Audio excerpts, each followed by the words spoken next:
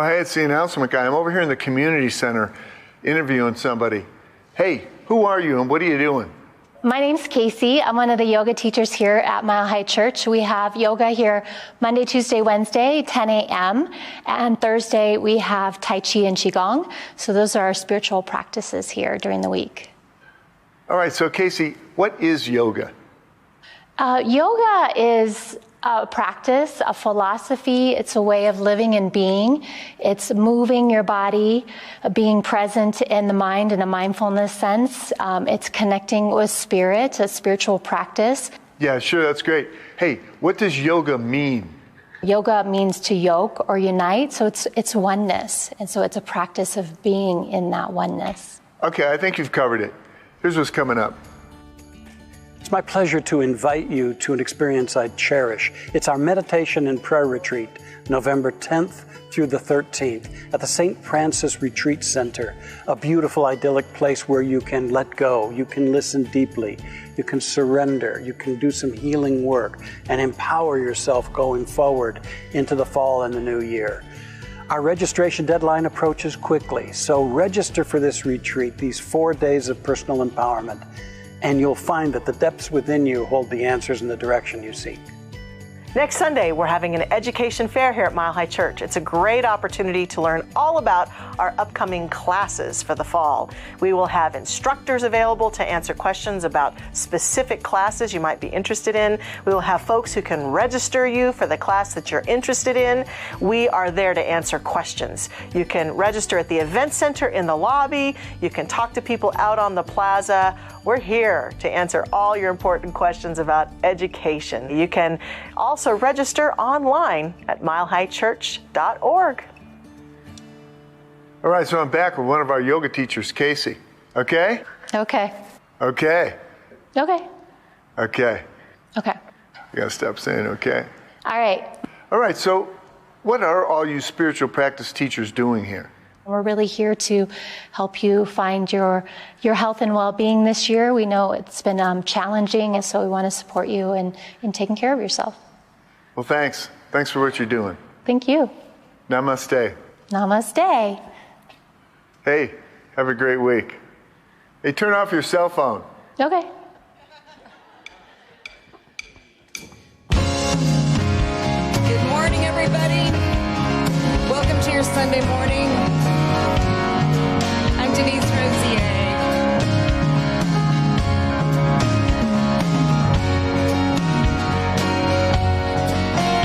It's a power that moves like the mighty sea, a peace that brings wars to cease. It's the voice that called us into being. Can you hear it? It's the joy that makes a songbird sing, the word that every language speaks. It's the name that is above all things. All say love, love is everything. It can't hide, be pushed aside, or be unseen. Love is everything. Love is everything. It's the one alone, unafraid to stand. Neighbors marching hand in hand. Feels like thunder rolling across the land. It's you and me. Love is everything.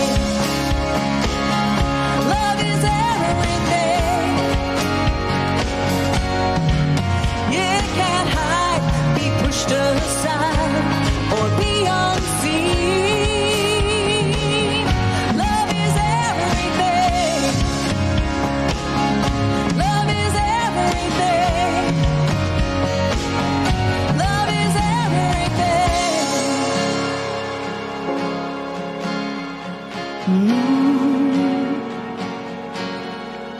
It stands beside us, it goes before us.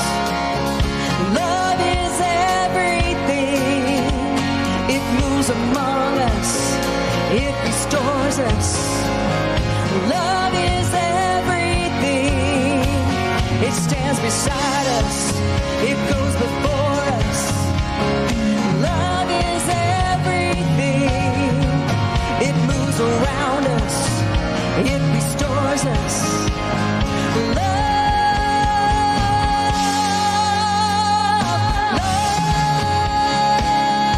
Love is everything.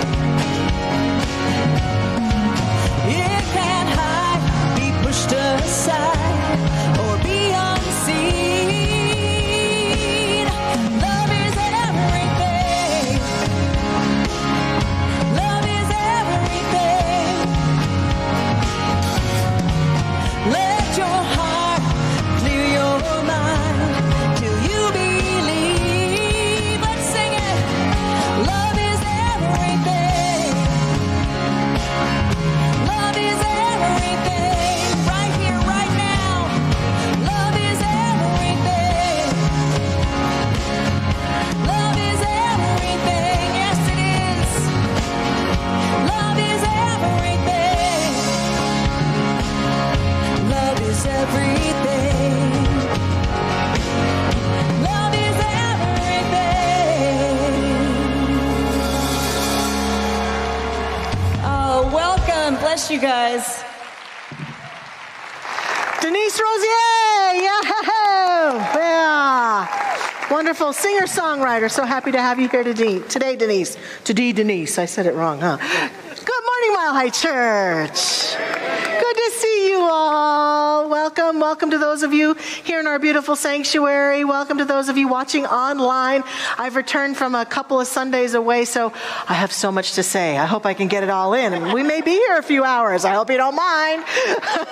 That's what happens to ministers when we get a little time away. We think a lot, and we pray a lot, and we go into the depths of our... I think everybody does that. I hope you all do that when you get a little time away, too. It's very good for the soul, isn't it? Yes. So I am grateful to be here today and to be starting a 2-week series. And I was thinking a lot about how we read our vision and mission at the start of our service each week. I used to have a mentor minister whose name is Reverend Joyce Murphy. And she used to say, when the vision is clear, the decisions are easy. And I feel that about my life, and I feel that about our church. That when we're really clear what our vision is in the world, what we're here to do, what we're here to be, the decisions about what we do and how we do it and how it comes about, they're easier because we know who we are and we know what we're here to do. So that's the value of reading and presencing ourselves as a community each week to our vision and mission. That's the value of doing that in our own life.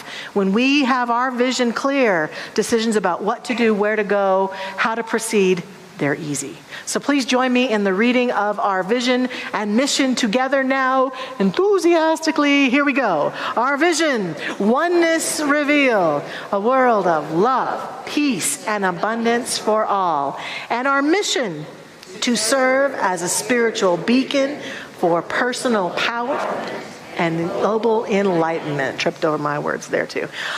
What a great joy it is to know those things. And part of that vision is not only about our awakening, but the awakening of our planet, global enlightenment. And so we're going to contribute to that in a number of ways today, including prayerfulness. We're going to sing together. We're going to have a few moments of silence. And our own Dr. Patty just got back from Peru. So be prepared for a power prayer today from the great Dr. Patty Lukenbach. So let's take it all in, take a deep breath. Let us begin.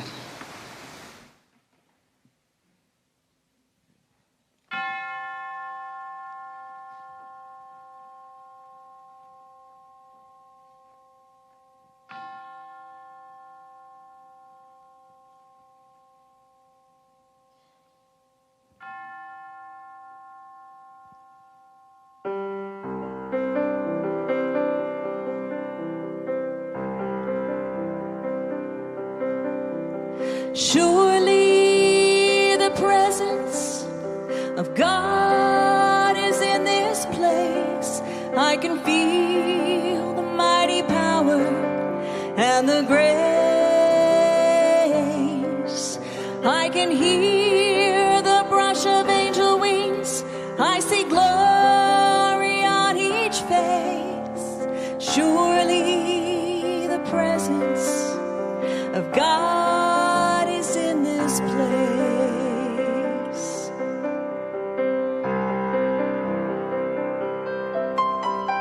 Surely the presence of God is in this place. I can feel the mighty power and the grace. I can hear the brush of angel wings. I see glory on each face. Surely the presence of God is in this place.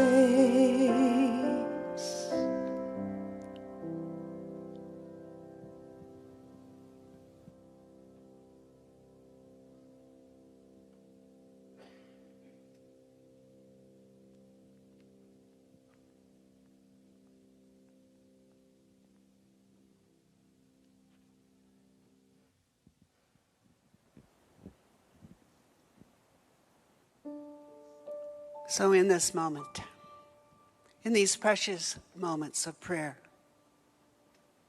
prayer is that perfect union with the infinite, Almighty God, that which is, that which always will be.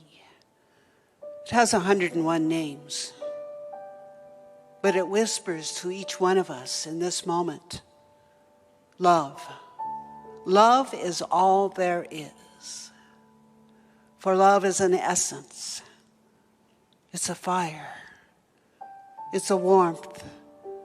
It comes forth in the awakened consciousness of being compassionate and understanding with self and others. It is Almighty God, that precious light of love, shining brightly upon our path. In the beautiful land of Peru, the word for love is mune. Mune. Love. And so I ask in this moment that we move to that center place within our hearts. Just set down whatever you've been thinking, perhaps doing, any expectations. Just move to that place of center within your heart, your physical heart. There's a light that's glowing there, and it's glowing brightly, and it's speaking to you that all there is that peace, the light, and the love, that assuredness that has always been. So I give thanks for this perfect unification, for it lives, and it always has, and it always will. So each one of us, we stand in that light of peace. We stand in that light of truth. So what I declare in this prayer, for all countries of this planet, I declare this for all universes, for the galactic heavens above, the earth below, that peace reigns because love is. And so the blessings of this bring forth that release of the angst, the release of the old, the release of that which is no longer working personally or collectively, moving into a new time of love, an essence that is so bright, and it's burning brightly within your hearts.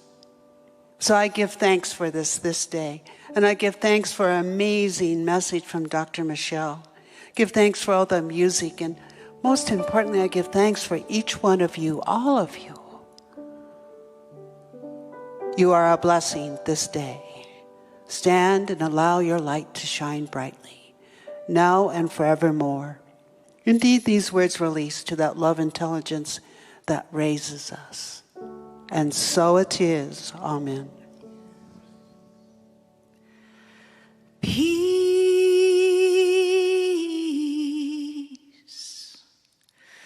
light,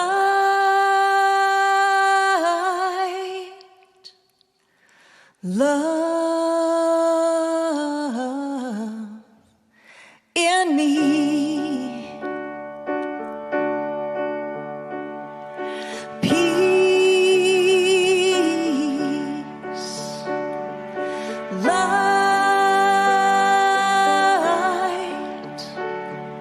love in me.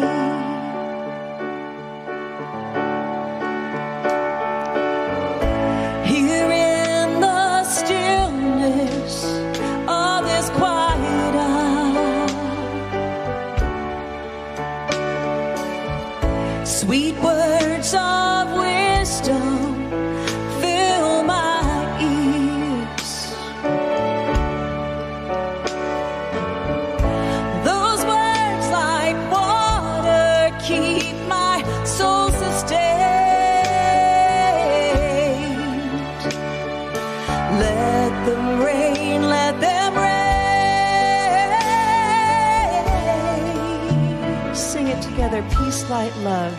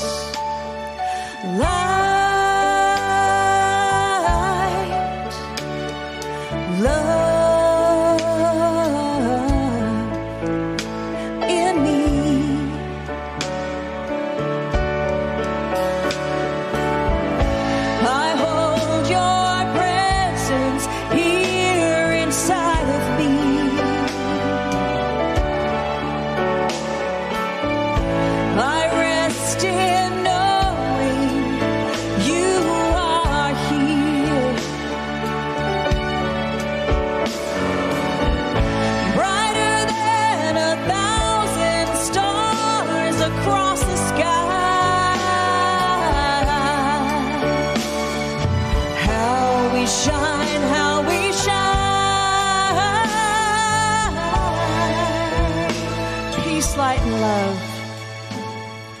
Peace, light,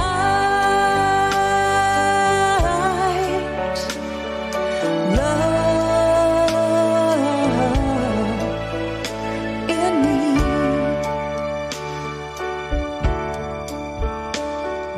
Peace,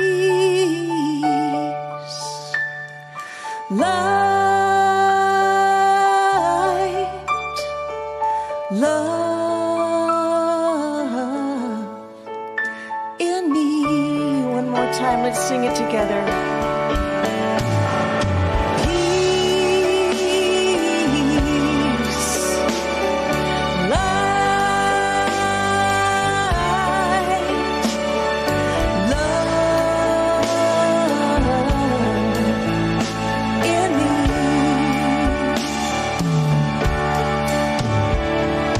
Peace, light, love in me.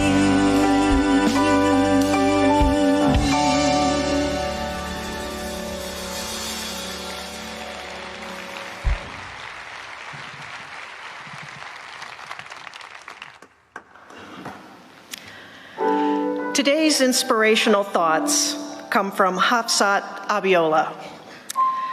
Peace comes from being able to contribute the best that we have and all that we are towards creating a world that supports everyone.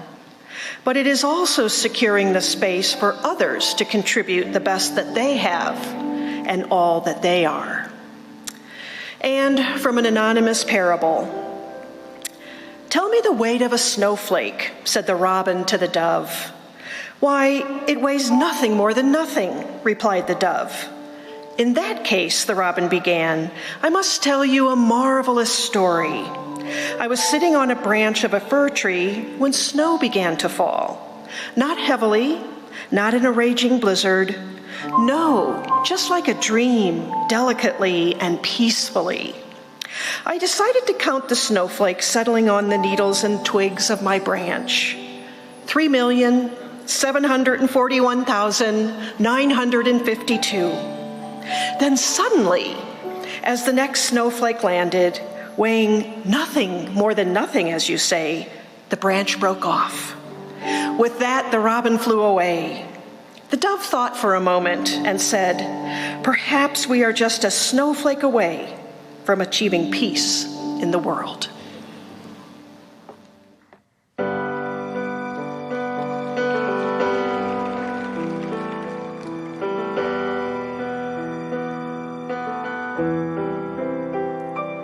I am one, simple and plain. No superpowers, no famous name.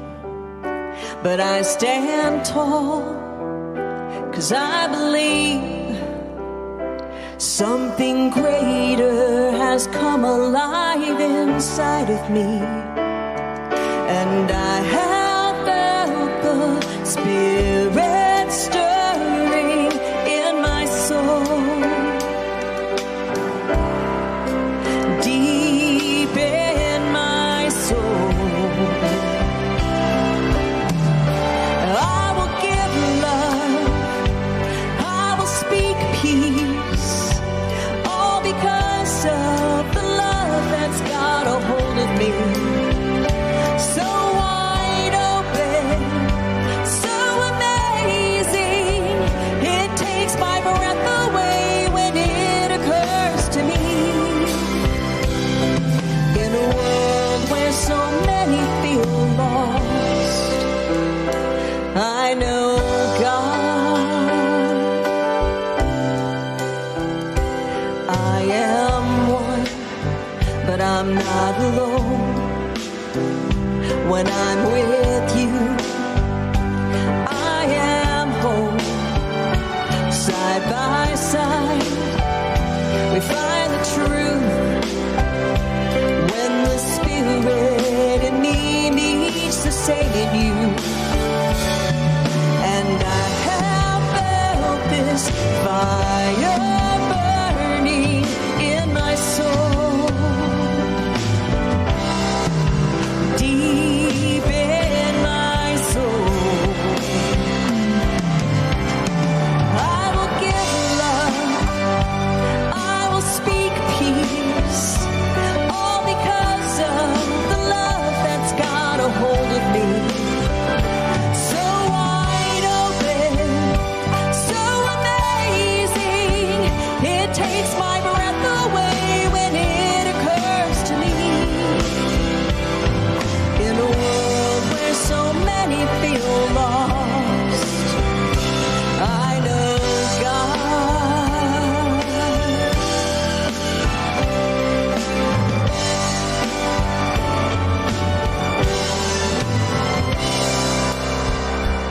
I will give love, I will speak peace, all because of the love that's got a hold of me. So wide open, so amazing, it takes my breath away when it occurs to me. In a world where so many feel lost, in a world where so many feel lost, in a world where so many feel lost, I know God. I know God.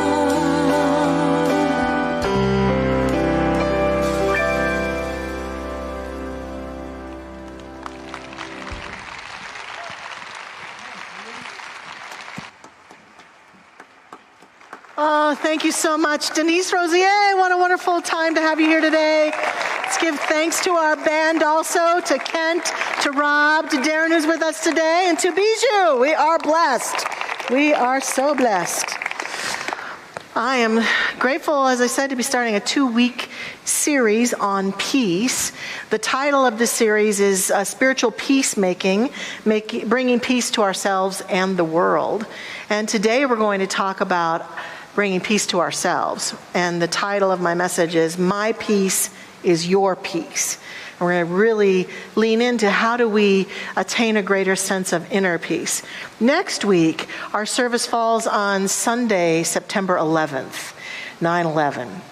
And so we are going to talk about making peace in the world. How do we deal with the things that are going on in the world and create a greater sense of peace? And I'm very grateful that our production director, Rama, has brought out a candle and our peace sign here. We've had this up in different parts of our sanctuary because we're dedicated to being peacemakers. And next week, we're all going to, anyone who's present or watching online, going to contribute to building a candle of peace for our sanctuary, one that will live here in this room that anyone who's a part of will contribute their energy towards. So I hope you'll be here. Hi, Robert. He moved away and he's back. My friend Robert, I'm glad he's here. We will build a candle together for peace. And so it's going to be wonderful.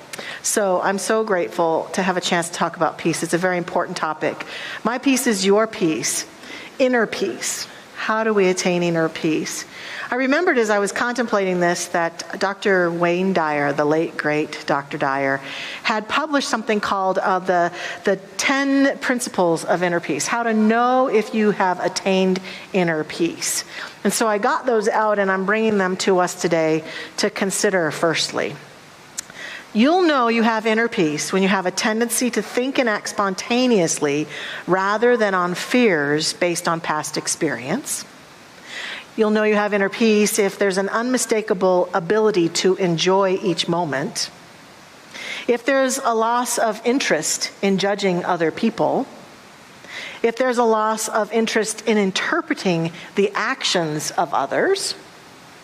If there's a loss of interest in conflict. I like this one. A loss of an ability to worry. A frequent, overwhelming episodes of appreciation. Frequent attacks of smiling. An increased susceptibility to the love extended by others, as well as the uncontrollable urge to extend it. Isn't it a good thing we have 2 weeks to talk about this one, right? So to attain inner peace, my peace is your peace. The reason that I created that topic is that I think we underestimate the contribution that each one of us simply is towards our efforts and vision for peace to burst out on this planet. We underestimate our part in it. We underestimate that each one of us makes a difference. Just like that story that Reverend Carol read, that anonymous story about we could be just one awakening moment away from peace bursting out on the planet, and it could be your heart or the person sitting next to you or my heart.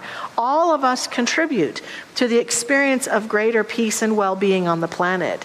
And what happens to us often is that we get caught up in that our world could only be peaceful if that happens or that doesn't happen or that stops happening or this is going on. And we lose our sense of peace because we base our sense of peace solely on what we see going on in our life or in the world around us.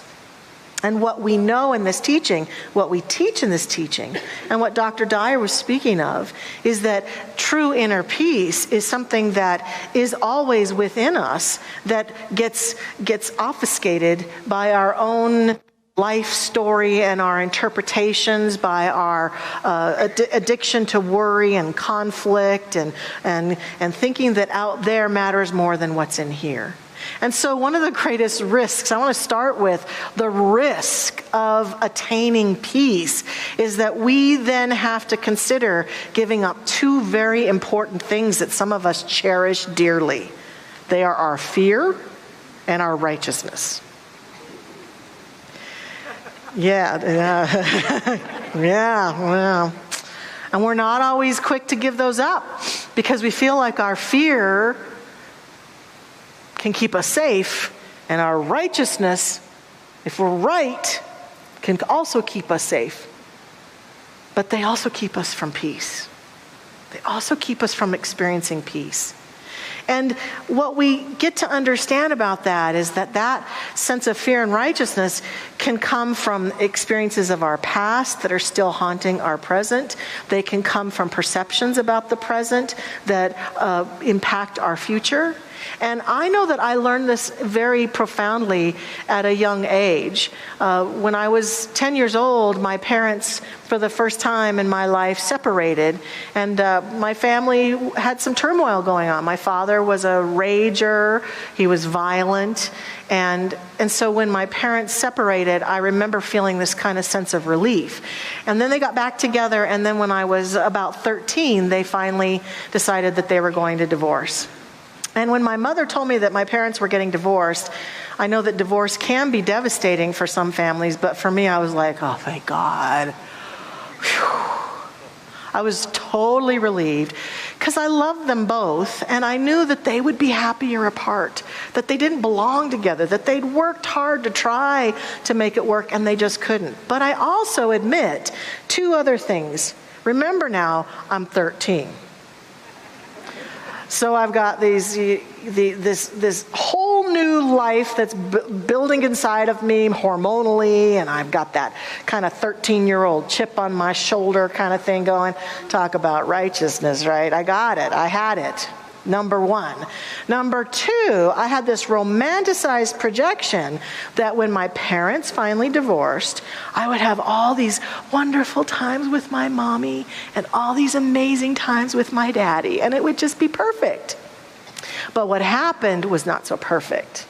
They both had gotten married when they were in their late teens, and upon divorcing, they both sort of relived those 20s that they never got to live because they had 3 kids. And my father, especially, in my humble opinion, the way it impacted him is that instead of being as interested in his children as his 13-year-old daughter thought he should be, he was more interested in fast cars and fast women. Therefore, he began to not show up when he was supposed to be there to pick us up.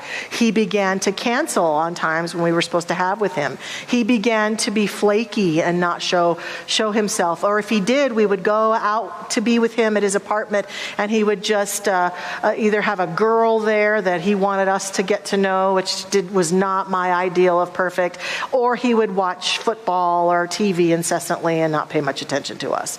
Well, this 13-year-old girl was getting angrier and angrier and angrier about this treatment until I finally started refusing to go with him sometimes when he came, which caused my sister great pain and suffering because she would say, "But you want to see Daddy, why are you not spending time with him?" Yeah, I don't want to. I also noticed, however, and you may be, as I can easily be, landing on my side. Well, Michelle was the right one in this case. Her father treated her badly, blah, blah, blah. Maybe so. But here's where the rubber meets the road. Because this was causing such great pisosity in me that I probably had one of the worst years in school I ever had. I am normally a pretty social being, pretty outgoing, pretty easygoing. I became very imploded in on myself. I was angry. I wasn't friendly. I was distant. I felt my grades start to slip. I pushed away a few friends that I had not meant to push away, and I realized that I was not being myself. And what I also came to realize in that year was that I was blaming my father for it. I was letting my father's behavior so impact me that I was changing who I was because I was so angry. Now, I didn't have this teaching at that time. I wasn't coming to church here. It took a few years for my mother and I to find this place. But I knew that I had to change. I knew that part of the problems that were emanating out in my life, I was mean to my brother and sister at times. I don't know, maybe I was kind of mean to my mom. She'd have to come up here and tell you that. I don't know. Just be quiet, actually. I just was not me at all. And I had to own it. I had to own it and say, okay, yes, my father's treating me badly, but that doesn't mean that I necessarily need to go out and treat everyone else badly. This is not who I am. This is not how I want to live.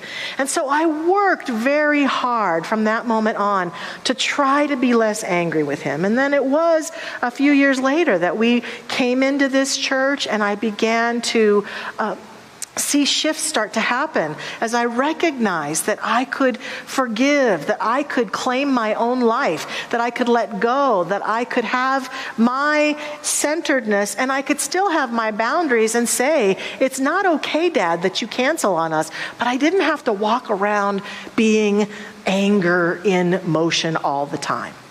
And what I'm concerned about in our culture right now is we have a lot of us walking around being anger in motion all the time.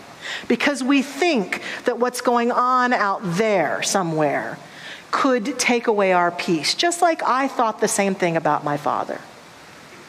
I was so angry with him that I was letting it impact every relationship I had with any boy or man that I came across. I disdained the male gender for a while. And yet I wanted to have boyfriends. How is that going to work, right? It's just not. That caused me to be very motivated, quite frankly. If you want to have a relationship with a guy, you can't be angry at them all the time, Michelle. So I had to learn to let go.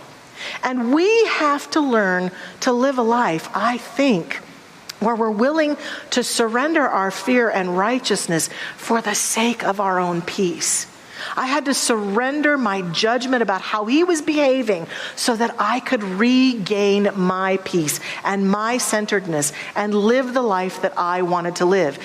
And it took time and energy and support from around me to begin to do this. But this is a vital part of reclaiming our peace. It's not selfish to do this work.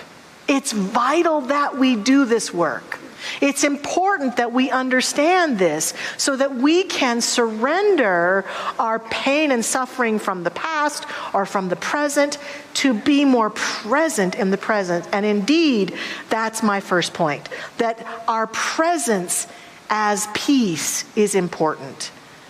St. Francis de Sales said, "Never be in a hurry. Do everything quietly and in a calm spirit.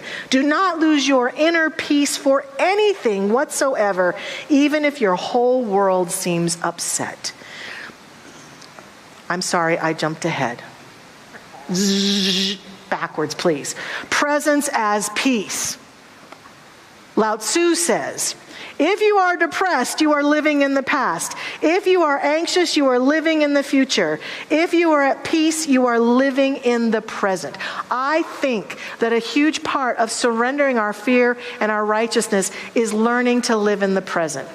It's learning to understand that our power is not in ruminating over what people have done to us. Our power is not worrying about the future. We sometimes think as we look at what's going on, if I just worry about it enough and I'm prepared for it enough, then when it happens, whatever it might be, I'll be ready. But the truth is, the more present we can be, the more ready we are for anything that occurs. The more we can learn to be in the now moment, we can understand that it, as teachers have told us throughout the ages, the now moment is where our deepest creativity lies, where our connection to our source is. Our founder, Ernest Holmes, talks over and over and over again about the greatest peace, power, and poise is being able to be so present in my life as it is with whatever is going on right here and right now, that I know that I can be a peacemaker in any conversation, in anything that shows up, in any conflict, in any challenge, in anything I see in the world. That rather than saying my peace is determined by what's going on out there, my peace is who I am, it's at the core of my being, and I meet every condition and situation from that place of presence. I'm present to the people in my life. I'm present to the conditions in my life. This is in no way being in denial. Sometimes I feel like when I talk or we talk in this teaching about this principle of being present, people think that that means we're doing a spiritual bypass. A spiritual bypass is when things aren't going well, and we're looking at them, and we're looking right at them, and we're saying, it's okay. It's all going to be fine. But the truth is that what we learn to do is, ooh, that's not okay, but who I am can meet it right where it is. What's inside me is greater than what I'm seeing. And what's challenging us now, and we may want to try to brag and say, we've got it worse than any other generation. And I hear the voices of previous generations arguing with us about that, but that's neither here nor there. The truth is, get present in the now and understand there's nothing out there greater than you or I. There's no one out there that can disturb our peace unless we let them. We can be present. And being present means we do our healing work. We literally surrender and release resentment and forgive and let go so that we bring ourselves fully into the present moment so that there's not parts of us, parts of our psyche, our energy, our awareness lingering back in the past when our dad or our mom did X, Y, or Z to us, or that previous spouse left us, or whatever it is. As long as there's something back there that we haven't allowed ourselves to let go of, we can't be present in the present moment, and we can't always feel our peace because there's some part of us still back there going, rah, rah, rah, rah. But when we do that work, and I find and did find that this church, this teaching, my class work, my group work, my practitioner work, the people that I went to, the workshops I did, the therapy I did, all of it helped me to bring myself more fully in the presence. That's my power. That's your power. That's our superpower. It's understanding and meeting anything in the world with presence, the presence of who we are. Then we go to my next point, which I jumped ahead to, which is peace as a habit. Peace as a habit. It's then understanding that I attain peace and I cultivate peace habitually. And that's where St. Francis talks to us about don't be in a hurry. You know, allow yourself to do everything quietly and in a calm spirit. Don't lose your inner peace for anything whatsoever, even if your whole world seems upset. It's an opportunity. I know it can be very irritating when there's conflict going on and one person is going, tell me more about that.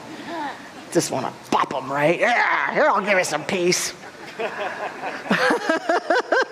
But there is a way to really learn how to be present and compassionate. I love Brené Brown's definition of compassion is walking along with someone when they're in pain and suffering.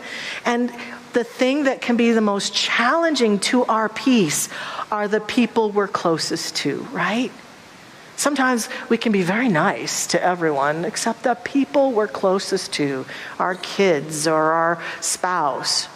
And there's been plenty of examples of people who say, well, I go to church and I'm, hello, how are you? And then I go to brunch afterwards and I scream at the server who's serving my brunch to me. That's not being a peaceful person.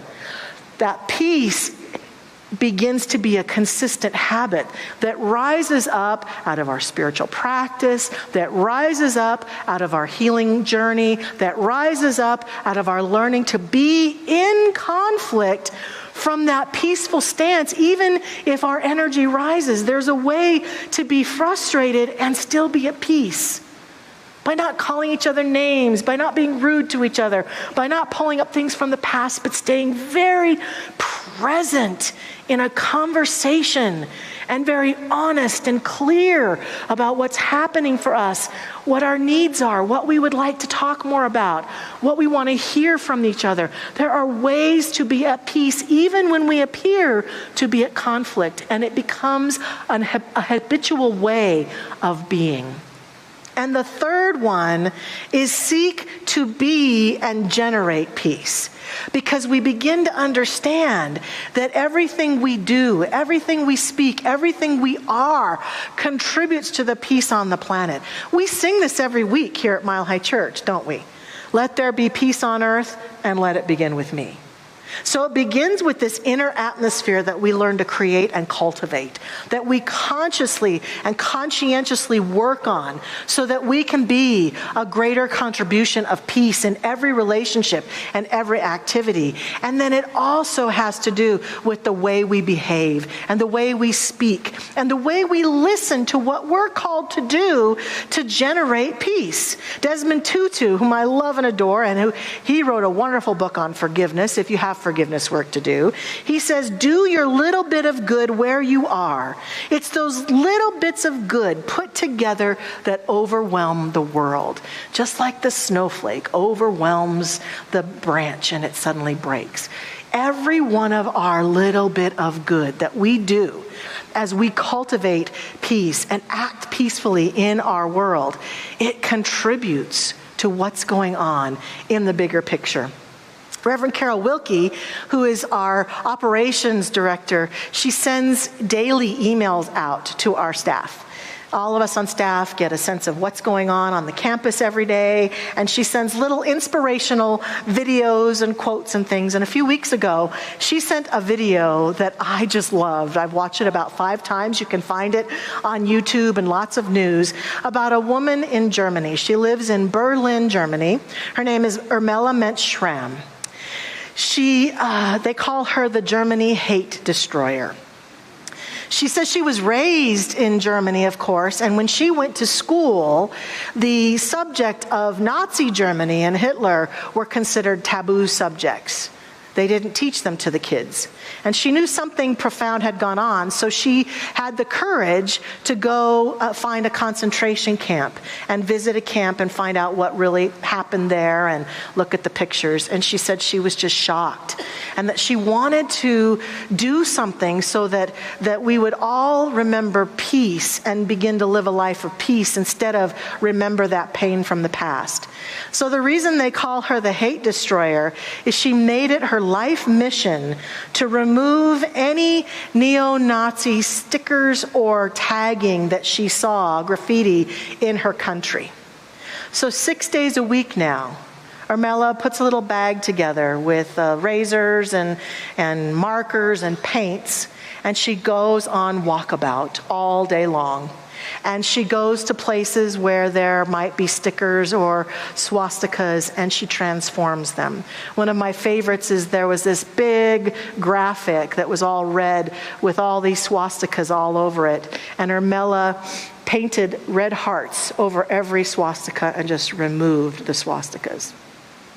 She said she started in the 80s and she started keeping good track of her work in 2007. And since 2007, she's gathered 77,500 stickers that she's got in a little notebook. Her work is amazing. It's a little thing she does, but it makes such a big difference to their country and to the things that are seen on the walls in Germany. And she says that every day when she comes home from doing that work, she feels good because she knows that she's contributed to creating more peace on the planet. That's how I think we can all feel when we dedicate ourselves to understanding that my peace is the peace of everyone else's. That I, as a peacemaker, my first job is to create peace in my own heart, about my own self, about my life, about the things that have occurred in my world, and to do that very consciously and with great love for myself.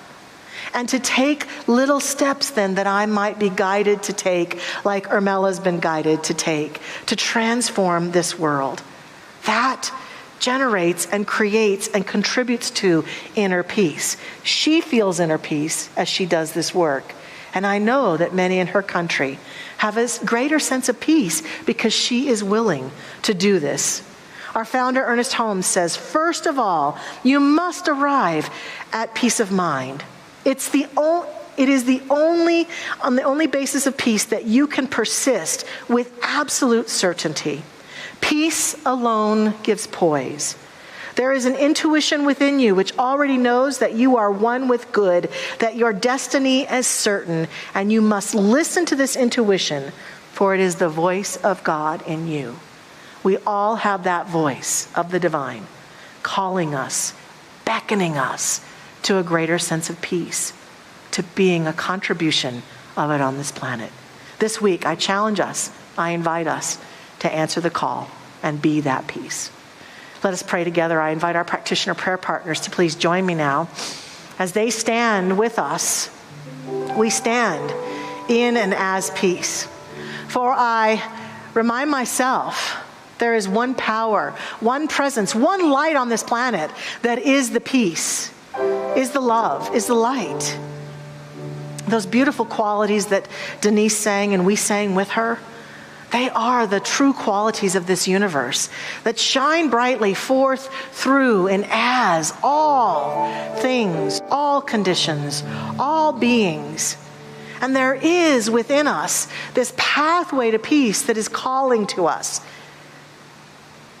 It is our true nature, the truest truth of us.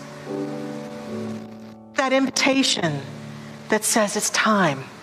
It's time to solve this conflict. It's time to release this resentment. It's time to change this perspective. It's time to heal that fear.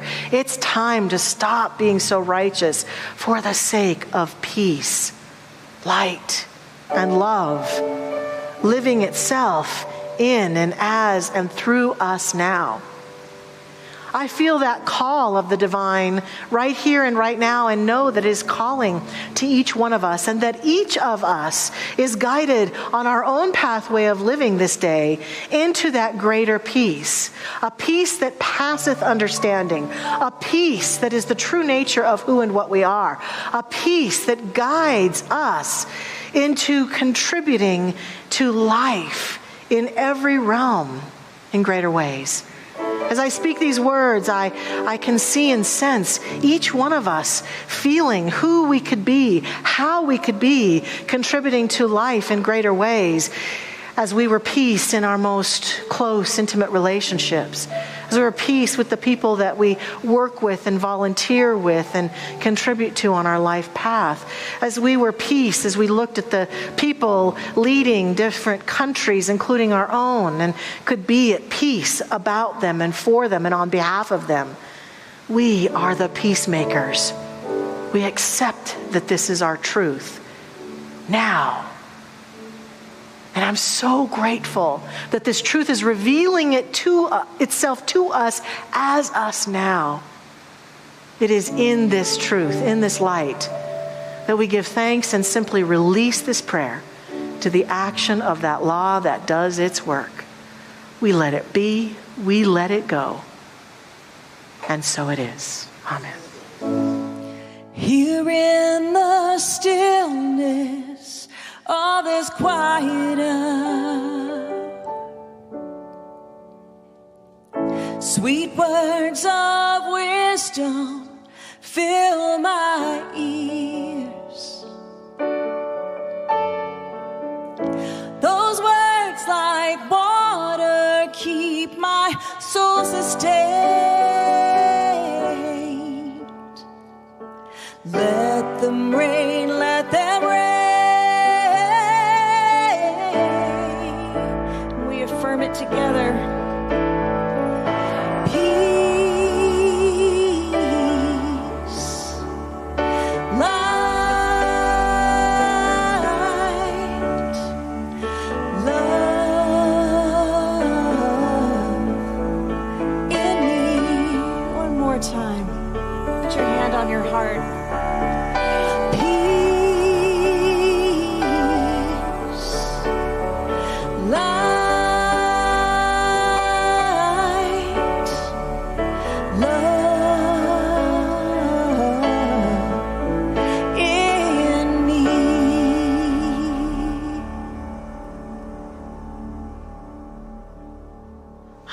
Thank you so much, Denise. Great affirmations for us, huh? Beautiful. I know that one thing that gives me great sense of peace in my life is generosity, the ability to be generous with people and with my good in my life and the ways that I can support. And so we invite you now into an act of peaceful generosity. Whatever is yours to do today financially in support of this ministry, we're so grateful for the ways in which you give to this community. And know that as we give, we are affirming enoughness. We are affirming that there is plenty. So no matter what our gift is, any gift matters in affirming that there's more than enough good, more than enough financial support in my world that I can choose to give today. And as our ushers are coming forward, they're putting all the ways we can give on the screen. We also want to thank those online for your support, for being here with us, for the contributions that you make. We've got Linda joining us, and of a couple of thousand people joining us today, but Linda, who's in rehab and grateful to be able to watch the services on her phone today. Several others who are recovering and healing who can watch from their phone or their tablets. Tamu from the island of Trinidad is watching us. Debbie, hi Debbie in Germany. Oh, it's so good to see you, Debbie, a member of our church.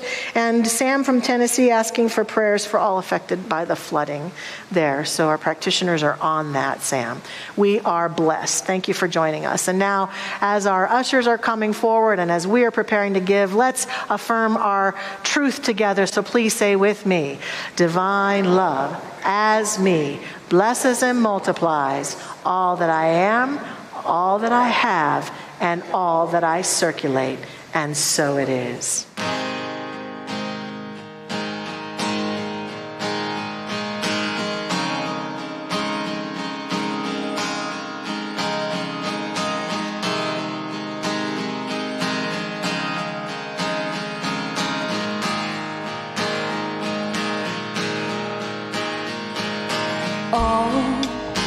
That I have is blessed.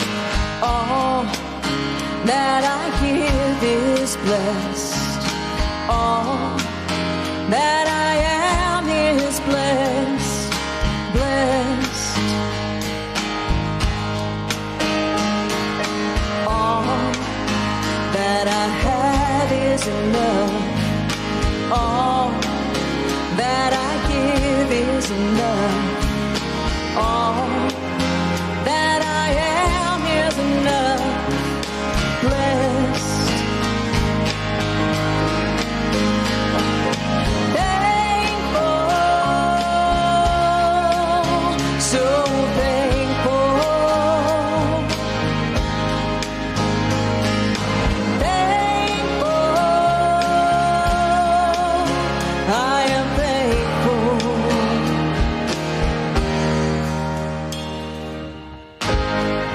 I just want to invite you all right where you are. Just shout out your blessings. Just fill this room with it. Even if you're at home.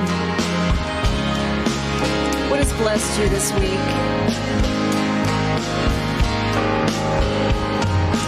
My family, my friends, this congregation.